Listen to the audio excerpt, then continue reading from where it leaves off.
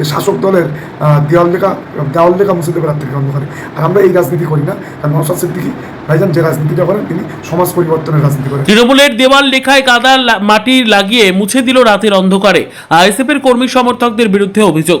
হাসনাবাদ থানায় অভিযোগ দায়ের। বসিরহাট উত্তর বিধানসভার বেবিয়া এলাকার 222 নম্বর বুথে তৃণমূল প্রার্থী তৌসিফুর রহমানের সমর্থনে দেওয়াল লেখা ছিল। সেই দেওয়াল গতকাল রাতে কে বা কারা মাটি লেপে দেয় দেওয়াল লিখনের ওপর।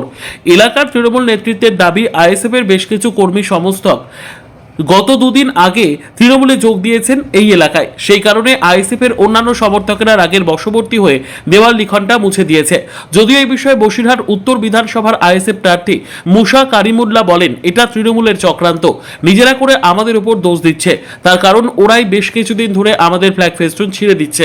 একাধিক জায়গায় এই ঘটনা ঘটেছে এবং তার পরিপ্রেক্ষিতে আমরা ইলেকশন কমিশনে অভিযোগ জানিয়েছি প্রমাণ সহ। সেই কারণে নিজেদের দোষ ঢাকার জন্য নিজেদের দেওয়ালের ওপর নিজেরাই মাটি লাগিয়ে তাদের উপর দোষারোপ করছে। আমরা এই রকম ধরনের হিংসাত্মক রাজনীতি করি না। হাসনাবাদ ব্লকের ভেবিয়া পঞ্চায়েতের 222 নম্বর বুথে গতকাল রাত্রে আমাদের কাছে এটা খবর আসছে যে শাসক দলের কোনো একটা দেওয়াল লেখাকে কেন্দ্র করে কাদা দিয়ে কেউ দেওয়ালটা মুছে দিয়েছে। এই নিয়ে আমাদের ছেলেদের উপরে দোষারোপ করছে। আমরা পরিষ্কারভাবে বলছি, আমরা এই রাজনীতি করি না। একদম মিথ্যাভাবে আমাদেরকে রাজনৈতিক চক্রান্তে আমাদের ছেলেদেরকে ফাঁসানো হচ্ছে। এখনও পর্যন্ত আইএসএফের ছেলেদের এত সাহস হয়নি যে শাসক দলের দেওয়াল লেখা মুছে দেবে রাত্রির অন্ধকারে। আর আমরা এই রাজনীতি করি না, কারণ নওশাদ সিদ্দিকী ভাইজান যে রাজনীতিটা করেন তিনি সমাজ পরিবর্তনের রাজনীতি করেন। আমরা সমাজ পরিবর্তনের রাজনীতি করি। সাথে সাথে আমাদের কাছে প্রায় 50 থেকে 100 বুথের রিপোর্ট আছে, যে রিপোর্টটা আমরা 2 থানা, হাসনাবাদ থানা এবং মাটিয়া থানা, আমরা তাদের অভিযোগ জানিয়েছি, যেখানে রাত্রেবেলা অন্ধকারে আমাদের সমস্ত পতাকা খুলে ফেলা হচ্ছে। সমস্ত জায়গায় আমাদের পতাকার লাঠি থাকছে, কিন্তু পতাকা থাকছে না। কোনো জায়গায় পতাকাগুলো আমরা দেখতে পাচ্ছি, যেরকম হাবাসপুর বাজারে আমরা কমপ্লেন করেছি, খালে ফেলে দেওয়া হয়েছে। অন্য জায়গায় দেখতে পাচ্ছি কোনো খানায় ফেলে দেওয়া হয়েছে, পুকুরে ফেলে দেওয়া হয়েছে, চালের মধ্যে তুলে দেওয়া হয়েছে, কোনো জায়গায় পুড়িয়ে দেওয়া হয়েছে। বিভিন্ন জায়গায় আমাদের পতাকা শাসক দলের পক্ষ থেকে বিভিন্ন জায়গায় আমাদের পতাকা খুলে ফেলা হচ্ছে। তারপরেও আমরা অভিযোগ দায়ের করার পরেও কিন্তু আমরা এর সুরাও পাইনি। আর গতকাল রাত্রিবেলা যেটা মিথ্যাভাবে আমাদের ছেলেদেরকে অভিযোগ করছে, আমাদের উপর অভিযোগ করছে, এটা একদম ভিত্তিহীন। আমরা এই ধরনের রাজনীতি করি না। তৃণমূল কংগ্রেস নিজেরা তাদের দেয়ালকে মুছে দিয়ে, তারা তাদের পায়ের তলার মাটি সরে গিয়েছে বলে তাদের দেয়ালকে মুছে দিয়ে আমাদের উপর দোষারোপ করছে। আমরা চাই প্রশাসনের কাছে আমরাও দাবি জানাচ্ছি যে সঠিক তদন্ত হোক। যদি আমাদের কোনো ছেলেরা এই ধরনের কাজ করে থাকে তার আইনত ব্যবস্থা দেওয়া হোক।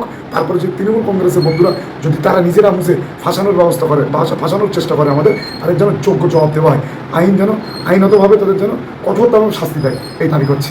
একদমই আপনি সঠিক শুনেছেন এবং দেখতে পাচ্ছেন আমার পিছনের দেওয়ালটা একটি বিরোধী রাজনৈতিক দল, তারা আমাদের এই সিম্বলটাকে মুছে দিয়ে প্রার্থীর নামটাকে মুছে দেওয়ার চেষ্টা করেছে এবং মুছেও দিয়েছে। শুধু এই দেওয়ালটা নয়, ভিতরে আরও কয়েকটা দেয়াল আছে, সেই দেয়ালগুলোকে তারা মুছে দিয়েছে। তো এটি একটি জঘন্যতম কাজ করেছে তারা। কারণ আমরা গতকালকে এই বুথে 2026-এর নির্বাচনের কর্মসূচি রেখেছিলাম এবং সেই কর্মসূচিতে আমরা আইএসএফের কর্মী সমর্থক যারা আইএসএফ দলটা করত, তারা তাদের সেই দলটাকে পরিত্যাগ করে আমাদের তৃণমূল কংগ্রেসের পরিবারে তারা অন্তর্ভুক্ত হয়েছে একটা অংশ। তো সেই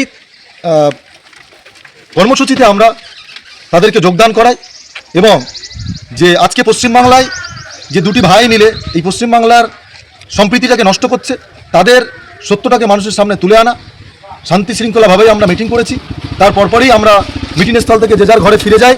ফিরে যাওয়ার পরে আমরা কাক ভোর সকালবেলায়, যেহেতু এটা গ্রাম্য এলাকা, মানুষ কাজে যাওয়ার জন্য বেরিয়েছে, তাদের নজরে পড়ল যে দেওয়ালটা মুছে দেওয়া হয়েছে।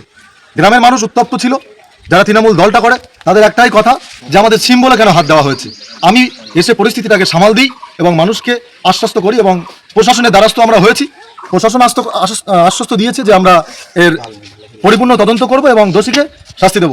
আমাদের একটাই দাবি যে যারা এই জঘন্যতম ঘৃণ্য কাজ করেছে তাদের বিরুদ্ধে অতি অবশ্যই আইনত ব্যবস্থা নেওয়া হোক এবং যে কাজটা করেছে এর বিচার জনগণ করবে, জনগণের জবাব দেবে যে তারা আমার সঙ্গে লড়াই করতে পারছে না, আমার সঙ্গে লড়াই না করতে পেরে আজকে এই নোংরা কাজটা, নোংরা খেলাটা তারা খেলেছে।